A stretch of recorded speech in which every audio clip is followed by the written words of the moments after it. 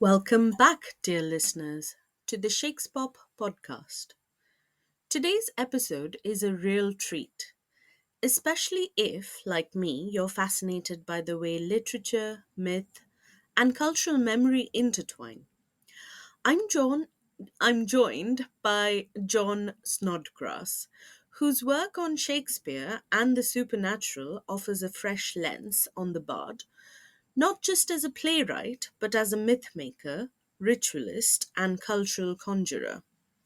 John's books, including Supernatural Shakespeare, Magic and Ritual in Merry Old England, and Shakespeare's Goddess, the Divine Feminine on the English stage, explore how Shakespeare's plays channel folkloric traditions, divine archetypes, and the spiritual imagination of early modern England.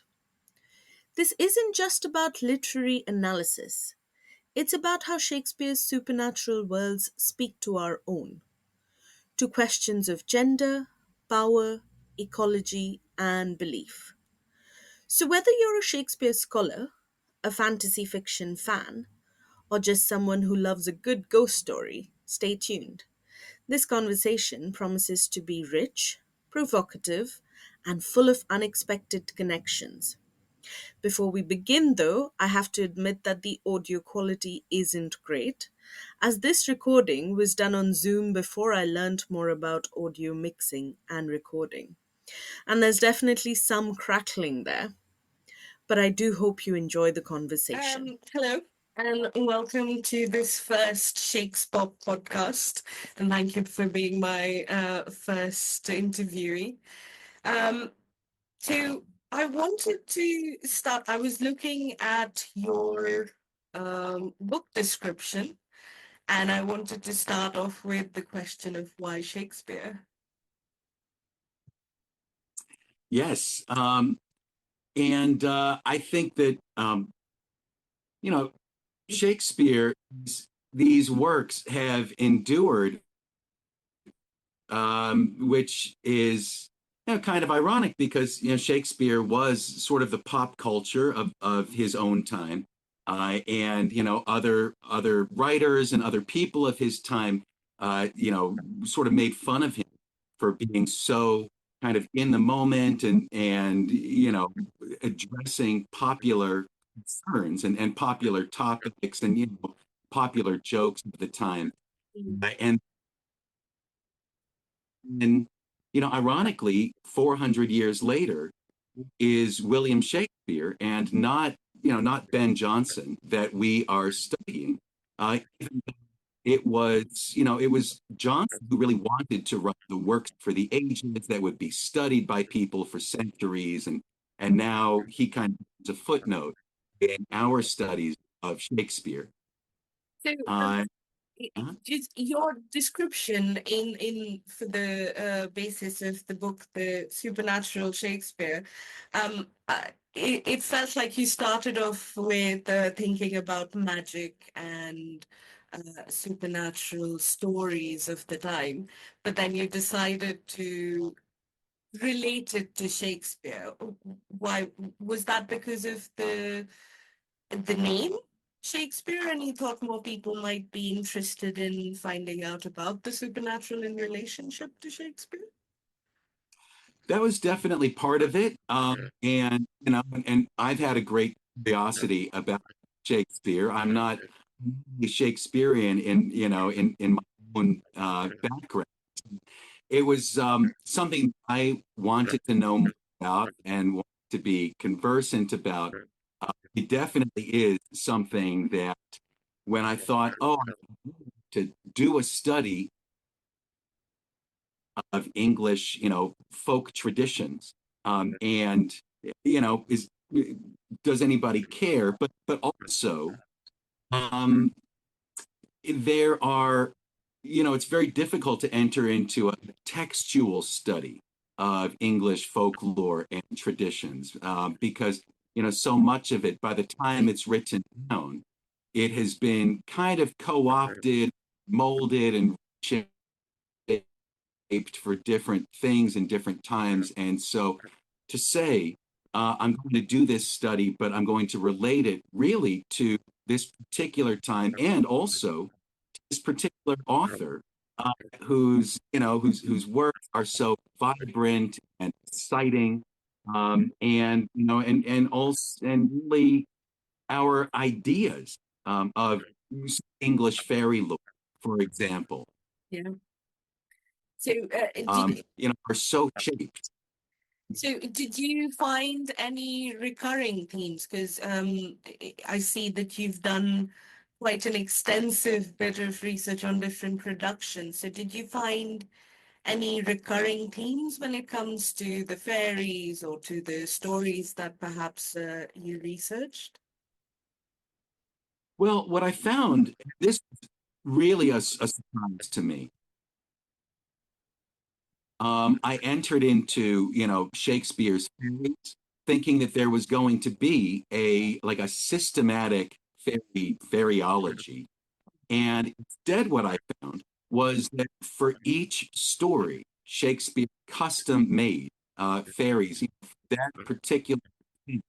Like, for example, that he wrote Midsummer Night's Dream and Romeo and Juliet at around the same time.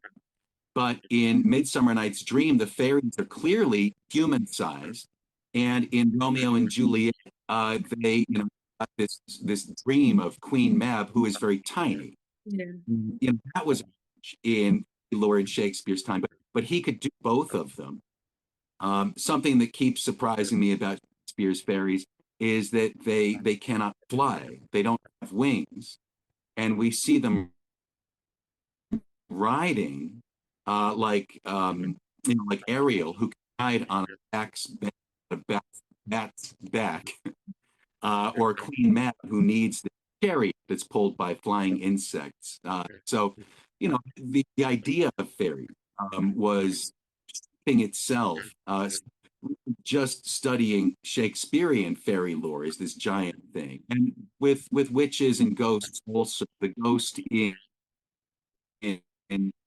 the ghost of Hamlet's father is different from the ghost of Julius Caesar. The witches in Macbeth are very different from Joan, the witch who is tried and burned in Henry VI. Um, so even Shakespeare was willing to. I do not think that he imagined people putting his works next to each other and trying to figure out what was the system. So, do you think it was just about what would work in the play, what would be popular with the audience? Do you think Shakespeare was borrowing on any existing understanding of the supernatural? I mean, there's studies on witches and King James's work on witches as well. But if you think of the wider supernatural stories, do you feel that Shakespeare was borrowing from existing mythology? Oh, definitely. Yes, yes. And English fairy lore, it can be said, it has been said, goes all the way back to when the Celts invaded England and they saw these little blue painted indigenous people, but they were very small and they had their fair skin, and that's where the word fairy comes from, just light skinned people who sometimes painted themselves blue and they would go darting into the trees. And so in England, they called them the fairies, and in Ireland, they called them the leprechauns, and, they were something called the brownies, the pixies, the Picts. So there's those things.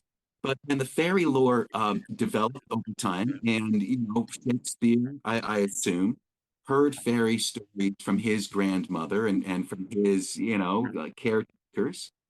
And in Shakespeare's own generation, when Spenser wrote The Fairy Queen and wanted to remake fairy lore as a reflection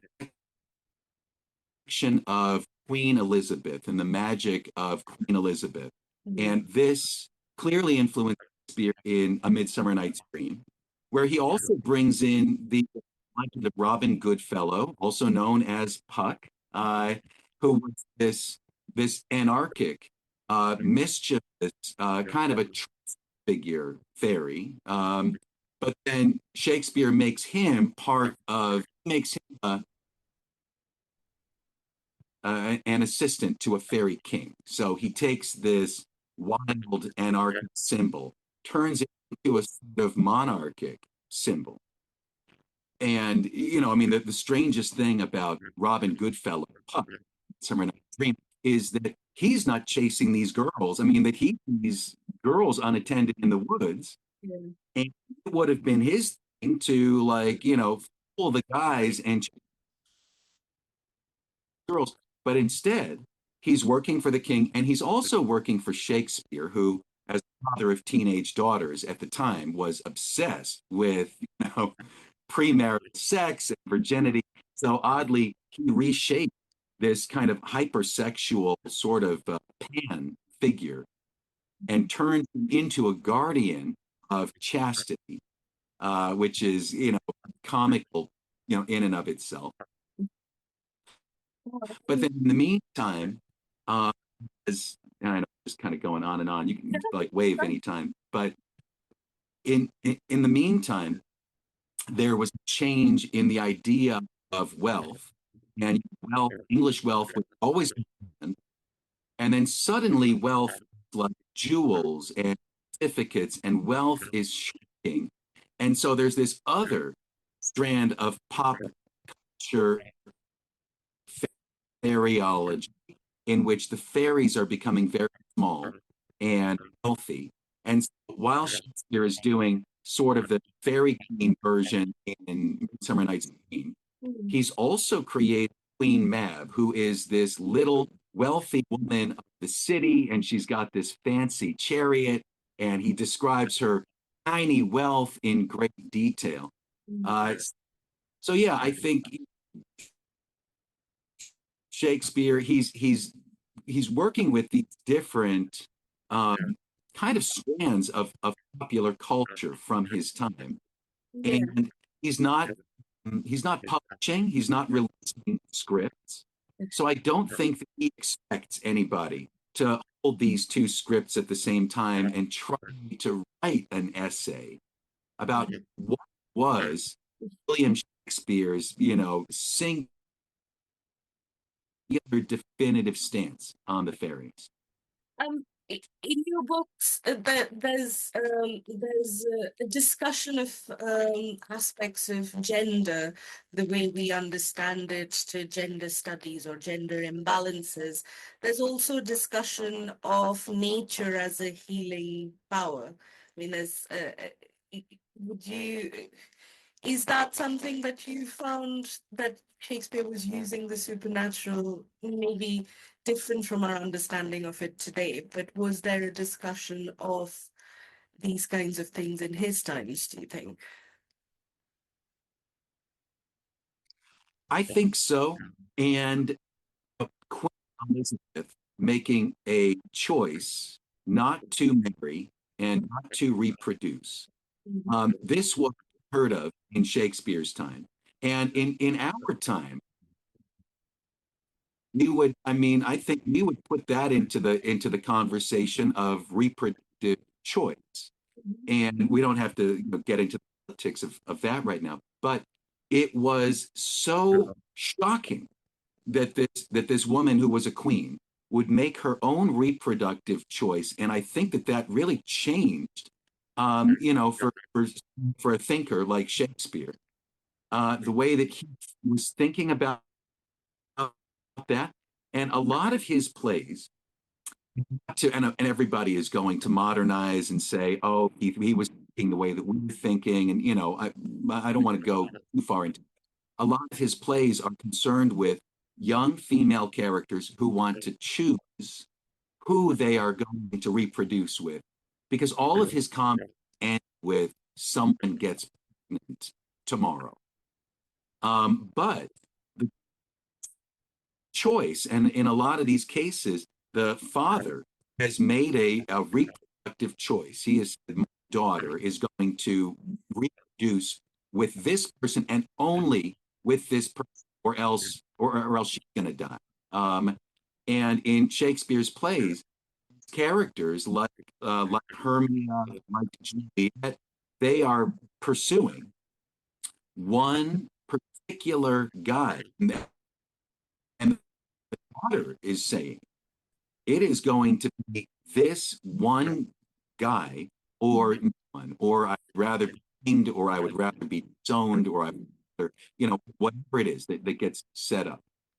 So I do think that Queen Elizabeth's choice is kind of trickling down, and Shakespeare is really thinking about it, and I think that has shaped the way that he is thinking about the female character, and I think that kind of way that we in modern times think about the female character. Mhm. And is there a dichotomy between city and nature, perhaps, as well? Because, I mean, in the way that he uses these characters. Oh, absolutely.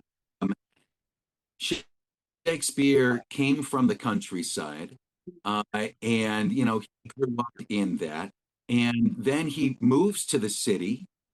He retains his home in the city. He keeps his wife, his family in the country, and Shakespeare uh, is he's using his income in the city to buy up massive tracts of land in the countryside. And, if we didn't have any of the plays, we would still know that Shakespeare existed, because they were always dragging him into court for kind of, dirty dealing.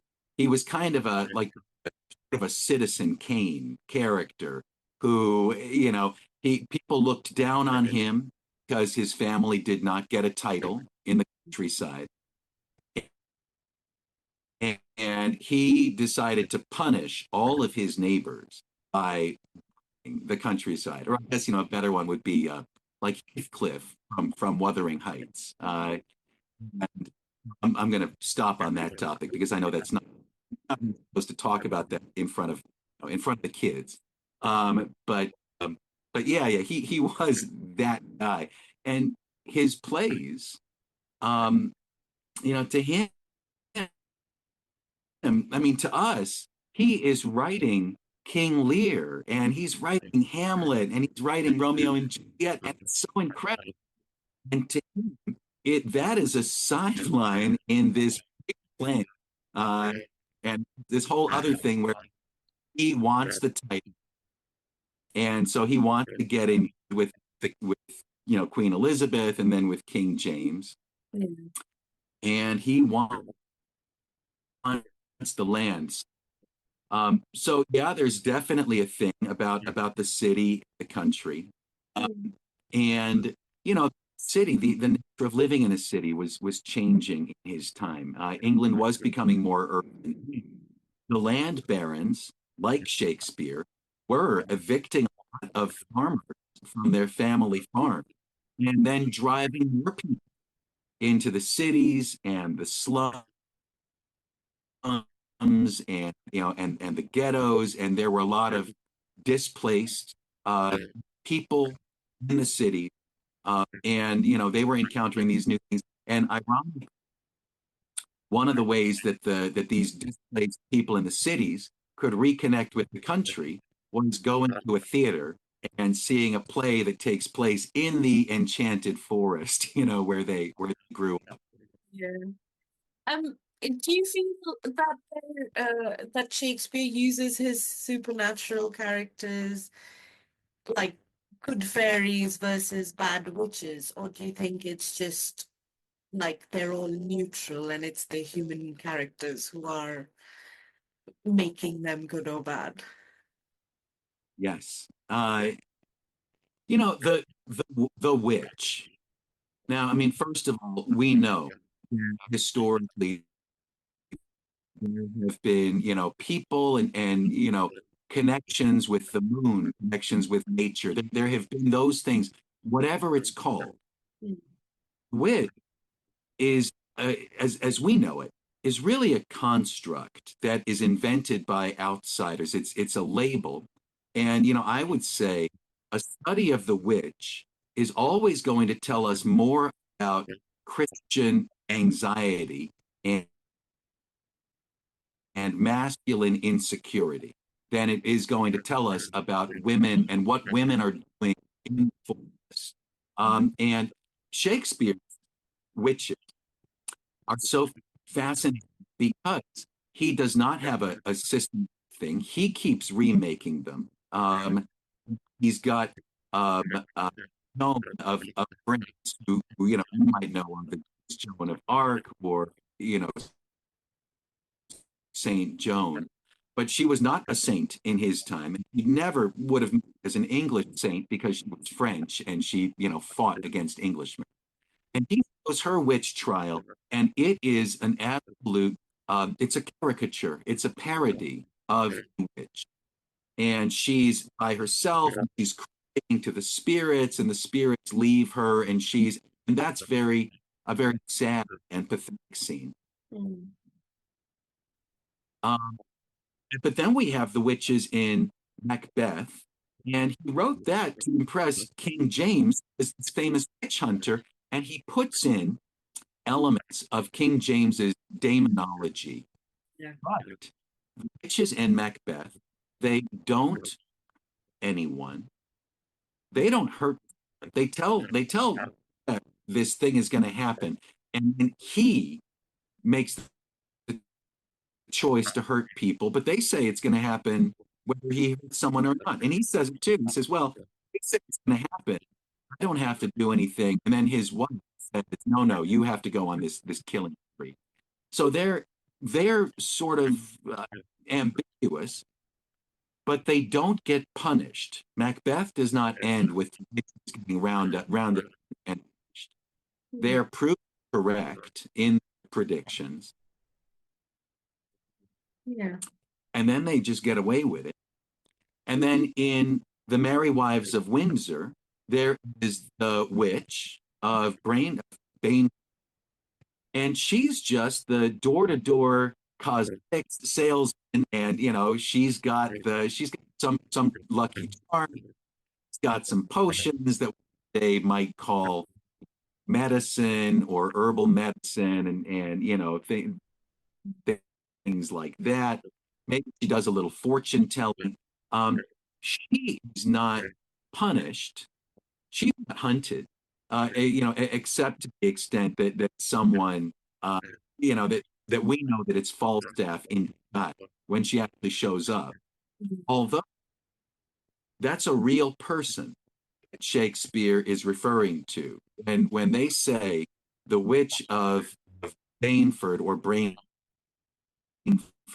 we're talking about the historical Jill of Baneford, who was a real person, and Shakespeare mentions her in his play as someone that the audience has heard of. And she's kind of a minor celebrity, but not, I mean, as the quote, witch, in the sense that she's the door to door, like women's health person. But the person who shows up on the stage, not an actor playing Jill of Baneford, it is an actor playing Falstaff who is wearing this disguise. So yeah, Shakespeare, I think he's got these different pop culture from his own time that he can draw from. And there they don't have to with each other because he doesn't think that his scripts are ever going to be read again after this one-time production. Yeah, that's very, very true. I keep telling my students that Shakespeare didn't imagine that he would be read in the future. So there's no consistency sometimes in the, and they're just characters. As you said, he was the pop culture of the time, so he was using whatever was fashionable. So I think you teach college courses on ancient rituals and mythologies. What do you find students are most interested in when it comes to this subject? Wow, that's a good how yes how to get college students interested. Um, I teach them about. I teach a lot about history and ritual. I teach a lot of mythology, and that's what I'm really excited by. But when we look at a myth, we always look at it in terms of power and food and gender. And we say, what does this myth tell us? And I always say, let's use the who, what, where, when, how, just to get to the why. What does this tell us about what is a human being in relation to nature and in relation to other people? What is a man in relation to a woman? What is a woman in relation to a man? And so for my students, that's a surprise. And they find that engaging because then it does connect to things that we are about now. Yeah.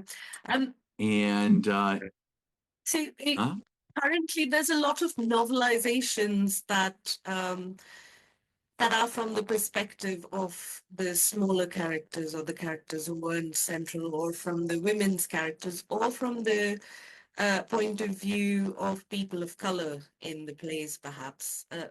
Do you find that there is a connection between reclaiming these voices and talking about the mythology and the supernatural? Is there a connection there, do you think? And specifically thinking about fiction, Shakespeare, or Shakespeare on screen, perhaps? uh-huh. Yes. Well, I think that something that happens is that the text, the scripture of Shakespeare, will, but we will always need to be in dialogue, in conversation with it. And so, to accept Othello or to accept Shylock or to accept, Portia or any Shakespearean character, we can be in a dialogue with it, interact with the character, and it's true.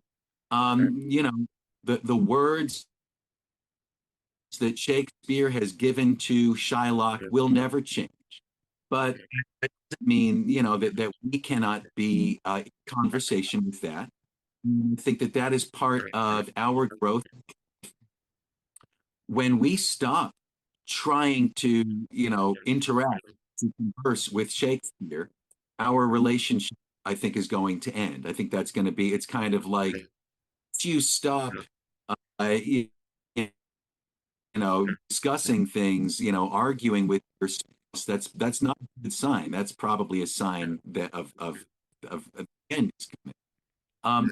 Now, I think that there's a fascinating because it's a whole industry now of saying about someone, Queen Elizabeth, for example, and like in the 1980s, somebody says, based on shocking new discoveries, we've just discovered that Queen Elizabeth was really a 1980s lady trapped in the late 1500s. And so you have to write a new, novel. And 20 years later, someone says, based on shocking new discoveries. Queen Elizabeth, really a millennium thinker, trapped in the late 1500s, and you need to make a movie. And then today we say, based on shocking new, Queen Elizabeth was really a 2024 politician trapped Mm. in the in saying these shocking new discoveries are just documents that were long ignored, did not fit with the paradigm of some other. And so we are going to, for all time, we are going to continue to recast, Morgan Le Fay and Queen Elizabeth and, whoever it is.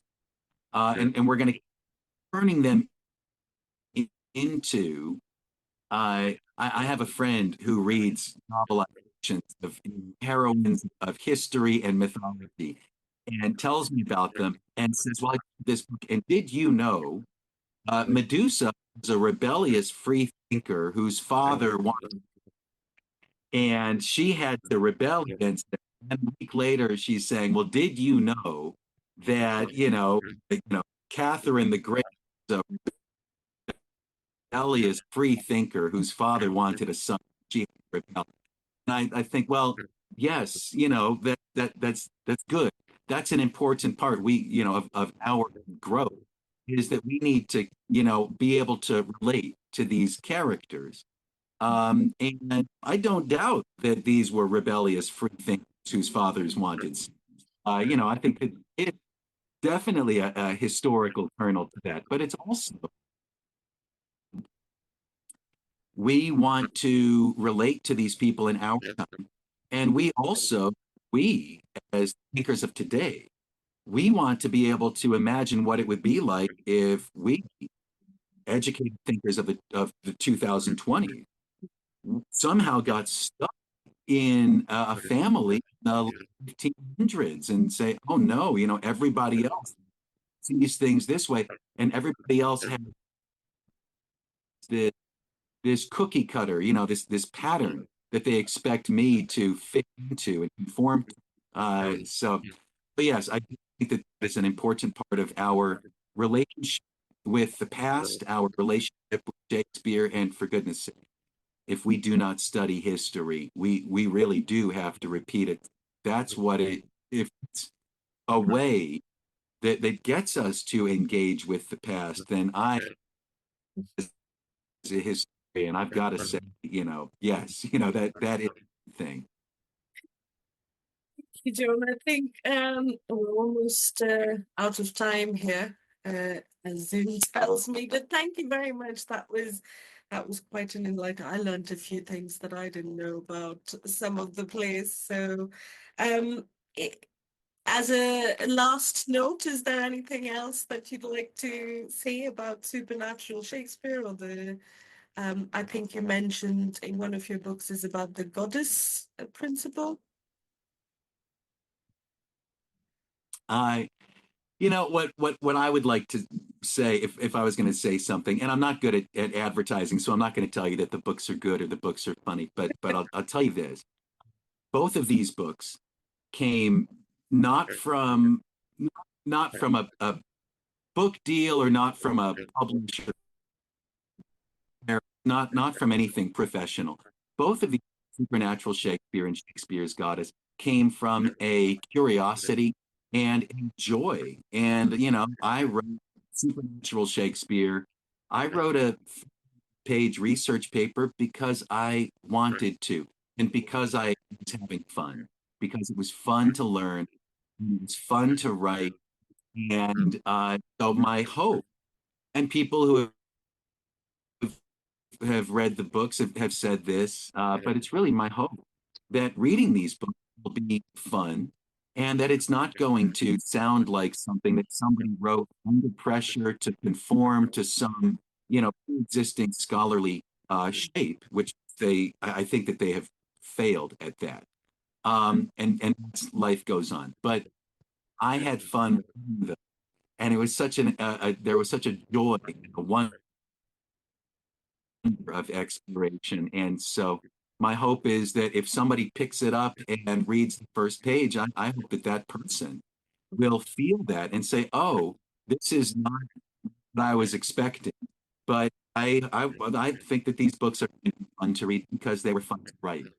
They're very accessible, I'll tell you that. I was really enjoying. I was laughing out loud with some of the stories in Supernatural Shakespeare. So it was definitely very accessible. So I can see that it was fun to write as well. It's fun to read as well. Thank you, because it really, for every paragraph of Super Shakespeare, there is 15 pages of scholarly reading on the treadmill and just walking, reading, and then making these little notes and then saying, what this person has discovered, and they have dedicated the time, they've done the research, and they've written 15 pages. And now that is going to be such a fun little paragraph. Then I'm going to let the reader know. But if you want the real stuff, here's the note. Definitely find this essay, read that pages. Like I, in the meantime, here's some silly things that I thought of while I was reading Buddy's, thesis. Reading that because it's definitely something that I came across recently and I quite enjoyed. That brings us to the end of today's conversation with John Snodgrass. A journey through Shakespeare's supernatural landscapes, goddess archetypes, and the mythic imagination that still pulses beneath the surface of the plays we thought we knew.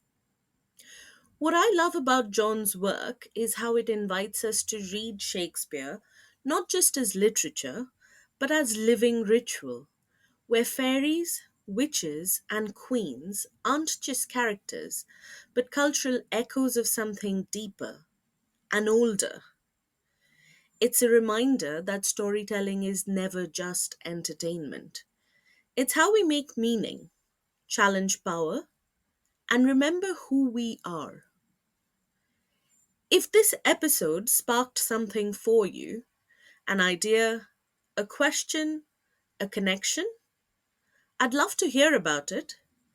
You can find links to John's books and more resources in the show notes. And if you're curious about how these themes play out in fantasy fiction, pop culture, or pedagogy, stay tuned. There's more magic to come. Thanks for listening, and until next time, keep reading between the lines.